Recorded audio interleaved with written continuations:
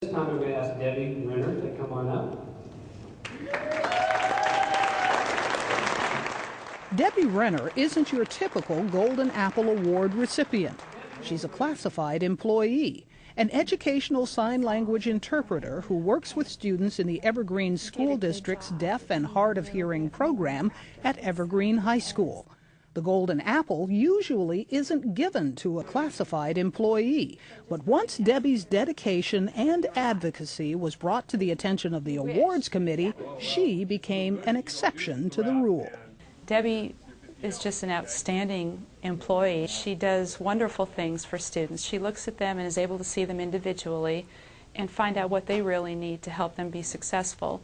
And I think probably one of the most important things is not only does she help make them successful, but she gives them the tools to become independent. She is a juggler here. She comes in early in the morning before her contracted day starts, and she keeps track of where the kids are in their classes, where the staff's going to be, and plans the entire schedule so we have a smoother day. She will manage the interpreters when they go out to the mainstream.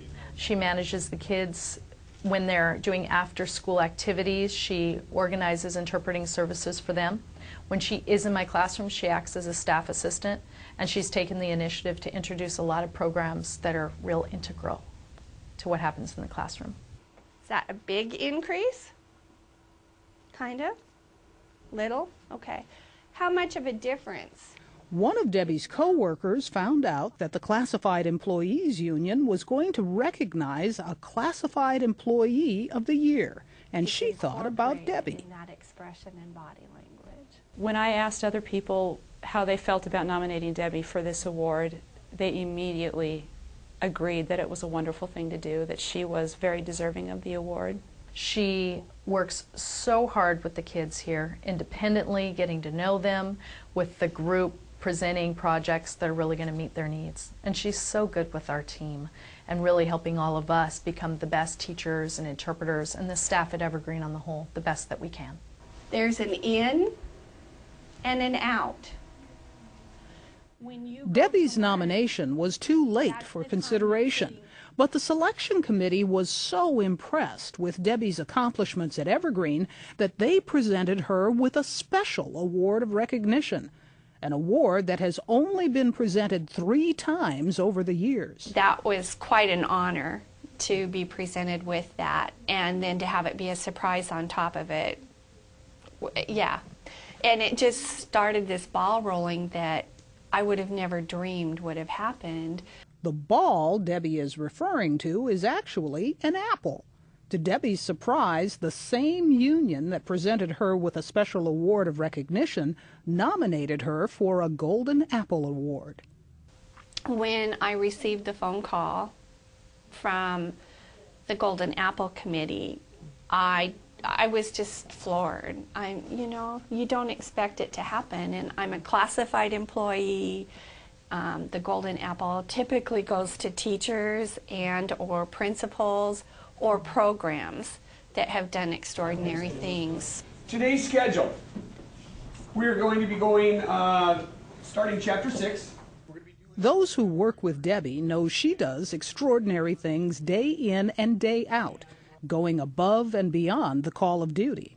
If she has a kid in a mainstream class that's taking some heavier academic stuff, she'll go and study it. We had a student that was taking German language, and she'd go at home buy computer programs, really try to make the foundation, because she was not fluent in German before he decided to take it. Debbie's impact on students is really immeasurable.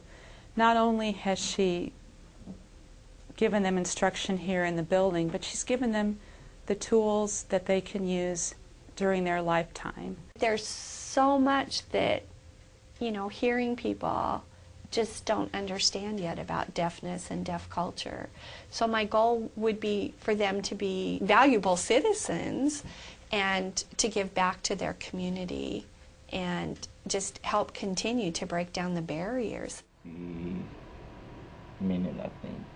With Debbie's help, students like Andrew Shipman are participating in activities that might not otherwise be an option for them, like sports and theater. If she wasn't here, it'd be more harder, because we don't have a lot of interpreters this year. And she she always helped out a lot. If it was no Debbie, it'd be a lot of hard time, and we have to keep calling for more help, more interpreters to come. For Debbie, it's personal. One of my 4 children was born deaf, and we were very fortunate to find it out early on. It was in the 80s.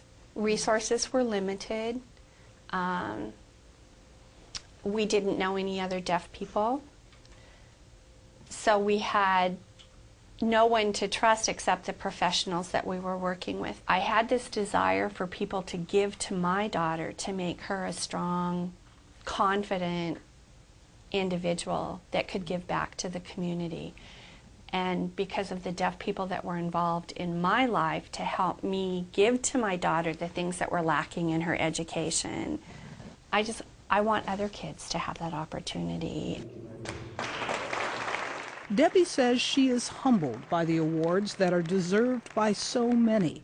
And yet, her greatest reward happens daily when she looks into the eyes of students she helps here and at the Washington School for the Deaf. I would have never gone into this field if it hadn't been for me having a deaf child. You know, it just opened up a whole world to me that I didn't know was out there, really. So I feel very blessed.